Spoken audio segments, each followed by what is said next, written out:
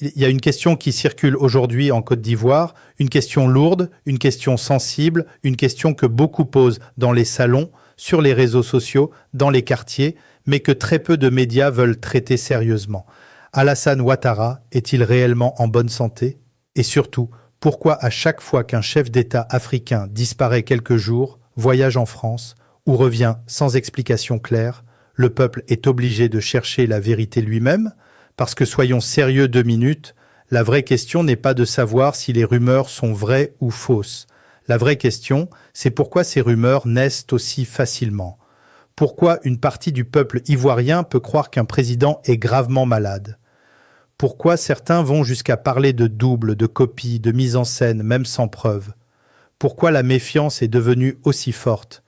Et surtout, pourquoi après plus de 15 ans de pouvoir, un président africain doit encore partir en France quand la question de sa santé devient sensible?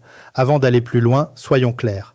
Dans cette vidéo, nous n'accusons personne. Nous ne disons pas qu'Alassane Ouattara est mort, nous ne disons pas qu'il a un double, nous ne disons pas que nous connaissons son dossier médical, mais nous disons une chose simple.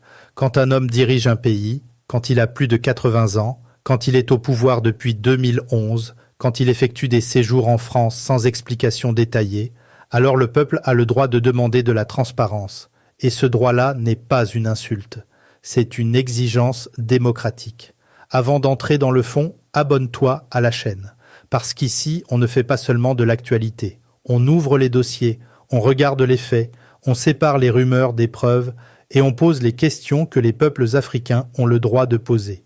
Donc abonne-toi, aime cette vidéo, partage-la à un proche et écris en commentaire « Le peuple mérite la vérité ».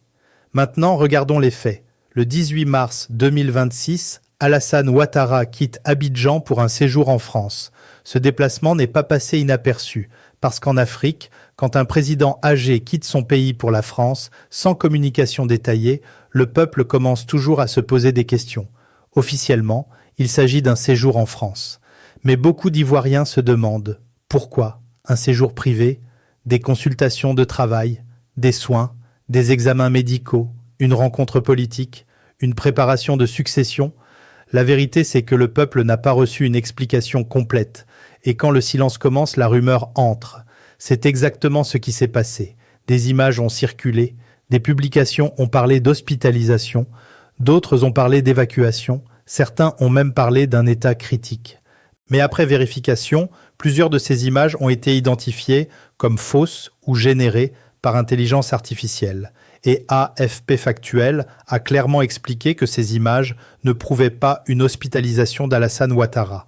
Donc il faut être sérieux.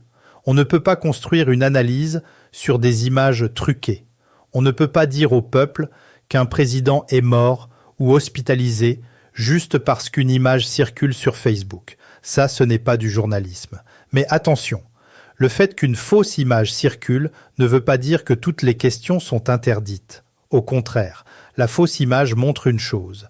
Le peuple ne croit plus facilement à la communication officielle. Et ça, c'est beaucoup plus grave, parce que dans un pays où la confiance est forte, une rumeur tombe rapidement. Mais dans un pays où la confiance est cassée, même un simple voyage devient un dossier national. Alors posons la vraie question. Pourquoi les Ivoiriens doutent? Ils doutent parce qu'Alassane Ouattara est âgé. Ils doutent parce qu'il est au pouvoir depuis longtemps. Ils doutent parce que les séjours en France se répètent. Ils doutent parce que le système politique ivoirien semble verrouillé. Ils doutent parce qu'ils voient un président qui parle de modernisation, mais qui, au moindre sujet sensible, regarde encore vers Paris. Et c'est là que le dossier devient plus grand que la santé d'un seul homme. Parce que si un président africain tombe malade, où se soigne-t-il? En France. Si un ministre tombe malade, où va-t-il? En Europe. Si un haut fonctionnaire a un problème grave, où cherche-t-il une évacuation? À l'étranger. Mais le citoyen ordinaire, lui, il fait quoi? Le vendeur du marché, il fait quoi? Le planteur de cacao, il fait quoi? Le jeune sans assurance, il fait quoi? La mère qui attend des heures dans un hôpital public, elle fait quoi? Elle ne prend pas l'avion pour Paris. Elle ne va pas dans une clinique privée de luxe. Elle ne bénéficie pas d'un médecin réservé au sommet de l'État. Elle reste dans le système que les dirigeants lui ont laissé. Et c'est ça qui choque. Parce qu'après plus de 15 ans de pouvoir, le vrai bilan d'un président ne se mesure pas seulement avec les routes, les ponts, les immeubles et les grands discours économiques. Il se mesure aussi dans les hôpitaux. Il se mesure quand un enfant tombe malade. Il se mesure quand une femme doit accoucher.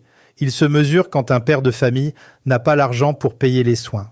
Il se mesure quand le peuple découvre que ceux qui dirigent ne se soignent pas dans les mêmes conditions que ceux qu'ils gouvernent. Oui, la Côte d'Ivoire a investi dans des infrastructures. Oui, il existe des projets dans le secteur de la santé. Oui, la Banque mondiale a encore approuvé en 2026 un financement de 225 millions de dollars pour améliorer les services de santé, la nutrition et le développement de la petite enfance en Côte d'Ivoire. Mais justement, cette information pose une autre question. Pourquoi un pays présenté comme une puissance économique régionale a encore besoin de centaines de millions de dollars extérieurs pour améliorer des soins de base ?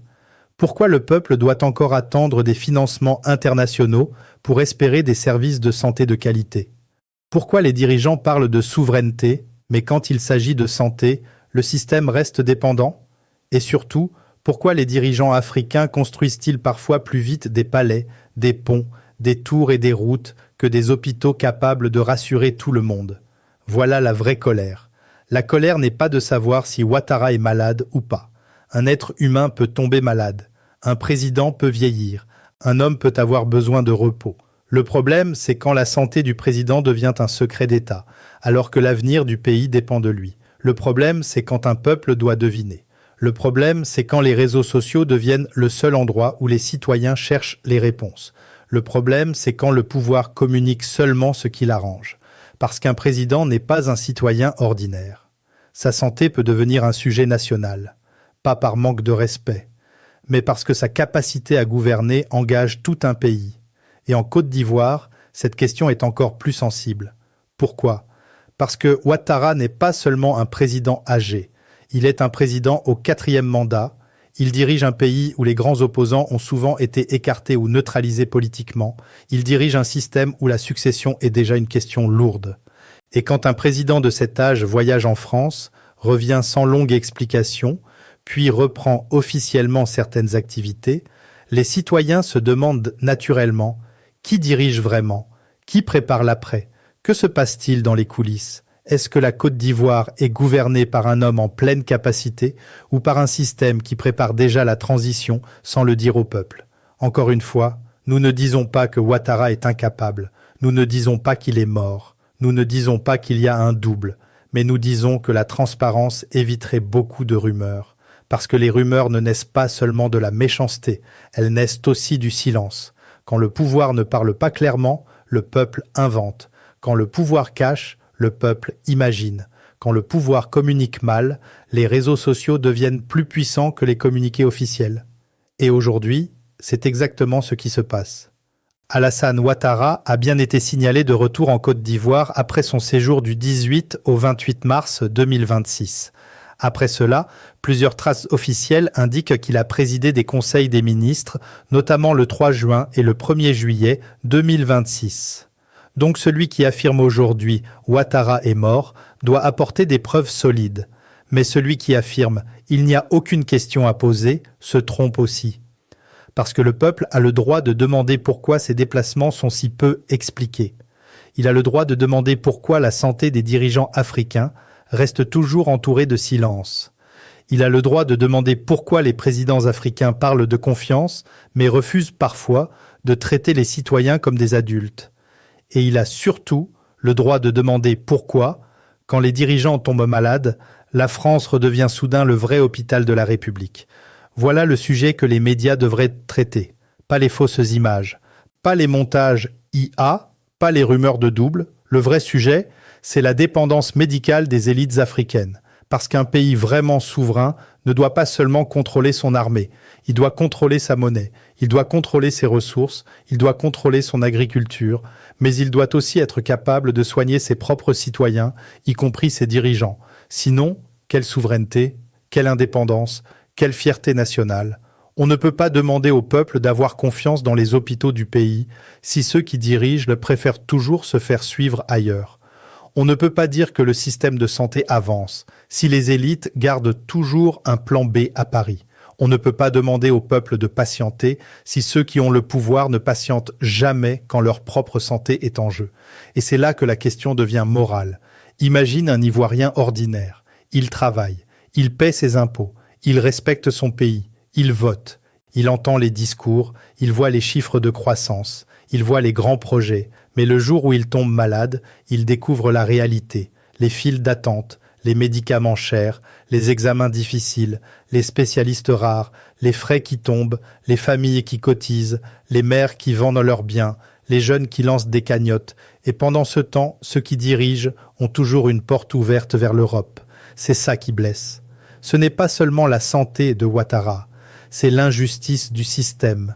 Un système où les puissants peuvent se soigner ailleurs, pendant que le peuple doit survivre ici. Et c'est pour cela que cette vidéo est importante. Parce que le peuple ivoirien ne doit pas seulement demander « Est-ce que Ouattara va bien ?», il doit demander « Est-ce que notre pays va bien ? Est-ce que notre système de santé va bien ? Est-ce que notre démocratie va bien ? Est-ce que notre succession politique va bien ? Est-ce que notre avenir est entre les mains du peuple ou entre les mains d'un cercle fermé ? Voilà les vraies questions. Et si le pouvoir veut arrêter les rumeurs, la solution est simple.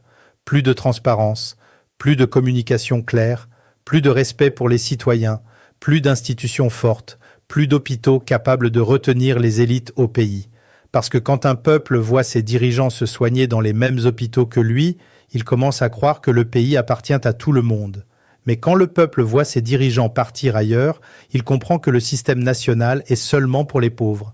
Et aucun peuple ne mérite ça. La Côte d'Ivoire ne mérite pas ça. Les Ivoiriens ne méritent que pas de vivre dans un pays où la santé du président devient une devinette. Ils ne méritent pas de chercher la vérité entre une photo truquée, un communiqué officiel et une rumeur WhatsApp. Ils méritent un État qui parle clairement. Ils méritent un système de santé qui soigne réellement. Ils méritent une démocratie où la succession ne se prépare pas dans l'ombre. Ils méritent un pouvoir qui respecte assez le peuple pour lui dire la vérité. Donc la conclusion est simple. Alassane Ouattara est-il toujours vivant ? Les traces officielles récentes indiquent qu'il continue d'exercer ses fonctions. A-t-il un double ? Aucune preuve sérieuse ne permet de dire cela. A-t-il eu un problème de santé ? Nous ne pouvons pas l'affirmer parce que nous n'avons pas son dossier médical. Mais une chose est certaine, le silence autour des dirigeants africains nourrit les rumeurs. Et tant que les présidents africains continueront à se soigner loin des hôpitaux qu'ils construisent pour leur peuple, la question reviendra toujours. Parce qu'un peuple n'est pas un enfant. Un peuple n'a pas seulement besoin de slogans, il a besoin de vérité. Alors dites-moi en commentaire, est-ce que la santé d'un président doit être un sujet transparent pour le peuple ? Et surtout, pourquoi les dirigeants africains vont-ils encore se soigner en France après tant d'années au pouvoir ?